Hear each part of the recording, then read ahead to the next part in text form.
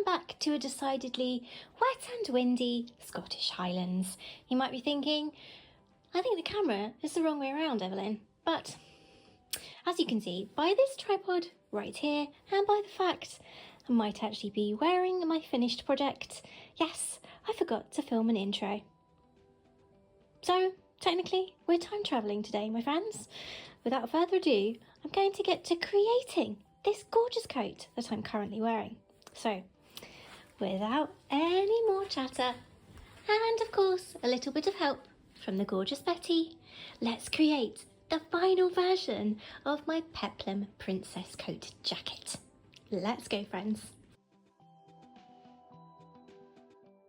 So my friends, let's get to creating this winter coat, a gorgeous Peplum jacket version of the princess coat by Charm Patterns. And this version is going to be created in wool coating, and this is the very first time I've ever used that fabric. And it's going to be complete with a hood courtesy of Gertie and her wonderful Gertie's World Patreon pattern expansion. And since last week's mock-up version turned out so well, it's finally time to cut into that beautiful wool coating from my fabulous friends at Minerva.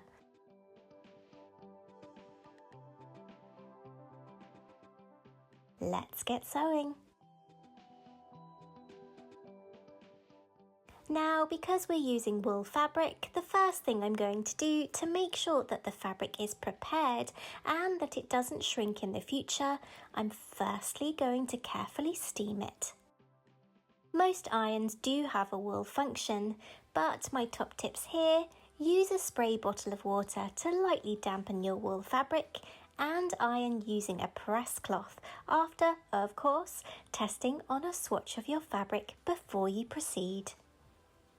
Fabric all steamed and prepared, it was time to get cutting out.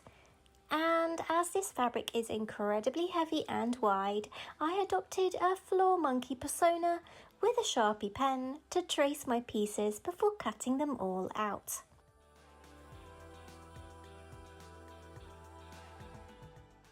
Outer coat pieces all cut out, I then cut out the lining pieces, which this time I cut from two fabrics. A tulip print satin that you might recognise from my very first princess coat right here on the channel, and an underlining layer of the most gorgeous luxury viscose satin lining, again from my wonderful friends at Minerva.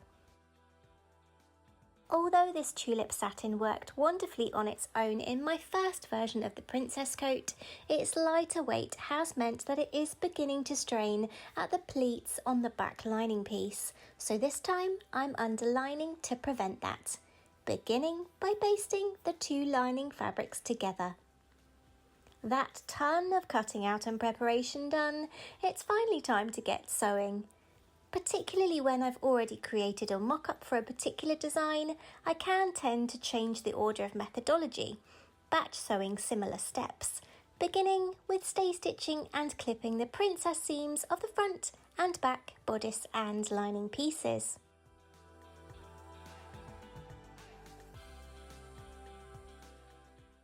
Starting with the lining, it was time for all of those princess seams, spreading the clips in the front and back pieces to aid in pinning the opposing curves together.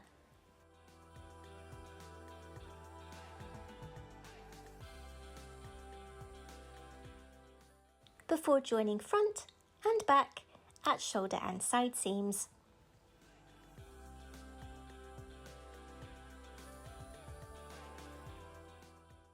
Sleeve linings were my next step, sewing both seams in these gorgeous two-piece tailored sleeves.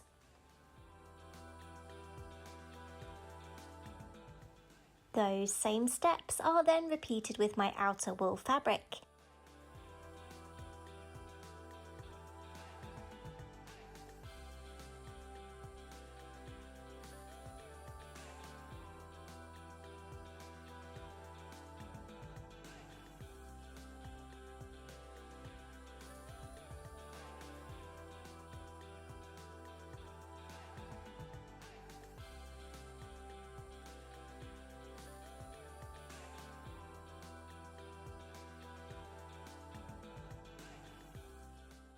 And just look at the bodice so far on Betty. In all honesty, my friends, putting creations in progress like this is what I use Betty for the most. I find that being able to visualise a project and its progress in this way really does help to keep me motivated, especially on longer, more complex tailoring projects like this one.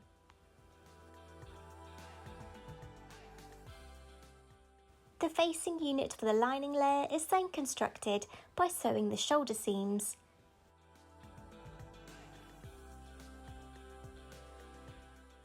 And after the sleeves are inserted, my lining layer was looking rather great.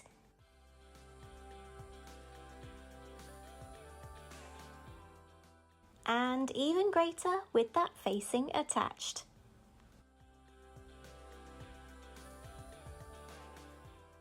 Sleeves were then inserted into the outer wool layer too to create a bodice that was looking rather exciting.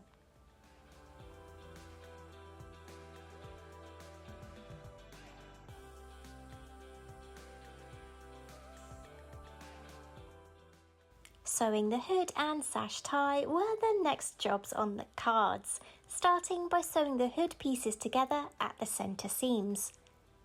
Then joining the inner and outer hoods together all along the outer curve before understitching to ensure that the lining side rolls to the inside of the hood.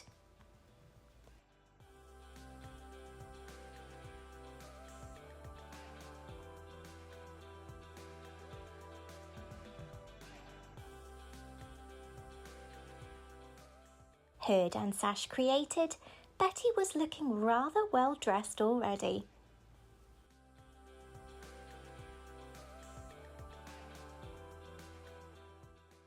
And when that hood is basted onto the neckline,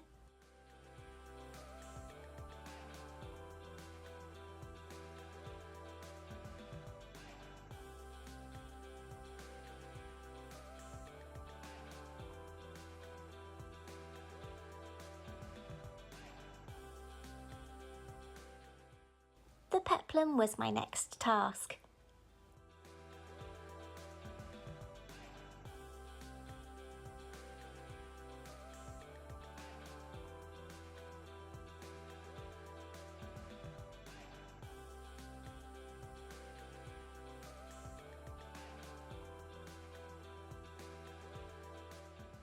Then sewing it to the waistline of my jacket.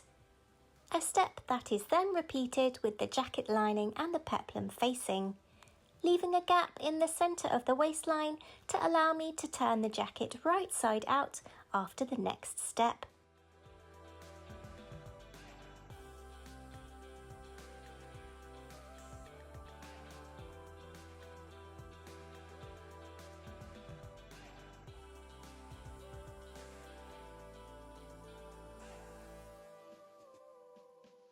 And the outer layer and lining are joined all along the outer edge, right sides together, sandwiching that hood between the two layers.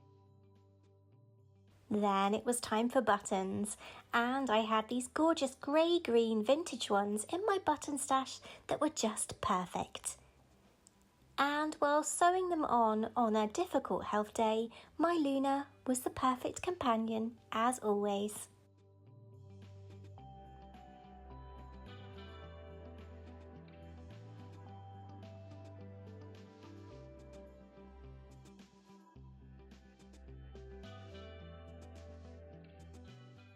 For the buttonholes, it was a repeat of those hand-stitched ones from my mock-up, as this wool was so incredibly thick that I didn't even want to attempt machine ones.